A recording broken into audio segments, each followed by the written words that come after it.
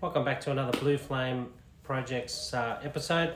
In the past, I've mentioned, blue brain experiences and trying to get people to focus when they're having trouble with mental health or getting stuck using the defensive part of their brain, which is obviously the amygdala, which I refer to as red brain, and try and kind of use the prefrontal cortex, the part that's, helps you with your problem solving and all that kind of stuff. And understanding that's really important. I mentioned that before. But also today I really want to focus on some of the things you can do.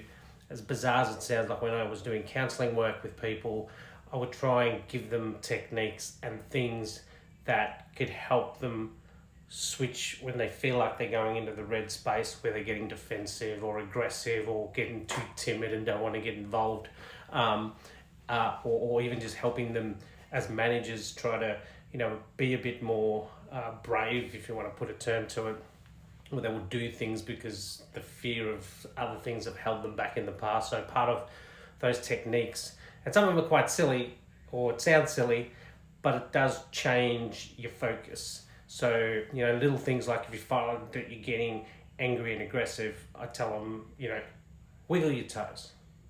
One, it's stupid, so you start to smile about it. It takes you from being angry or being too defensive to force you to think about what your toes are doing. So wiggling your toes, very basic stuff, but it does, it's the furthest part away from your brain, is down on the ground. You have to think about it. It pivots from you being in that aggressive state or that super defensive state into thinking about something else, and then having to actually do something with your brain to make the activation happen in your toes.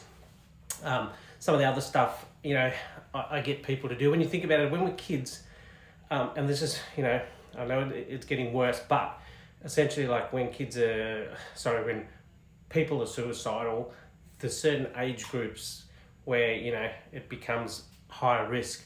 But when we're really under the age of 13 or 14, it's very rare for a child to be suicidal. Part of that reason is we use different wavelengths of our brain when we're younger. We also are much more blue brain focused. We can imagine things and think about things, and we have less worries, right? And as we get older, those worries start to become more. It's not the same for all kids, obviously, but essentially, sometimes we don't understand enough things when we're younger, and we use, quirky, imagination, and the world's our oyster. We can see so many opportunities in the future, all that kind of stuff. And as we get older, some of that gets a little bit jaded, life speeds us down, all that stuff.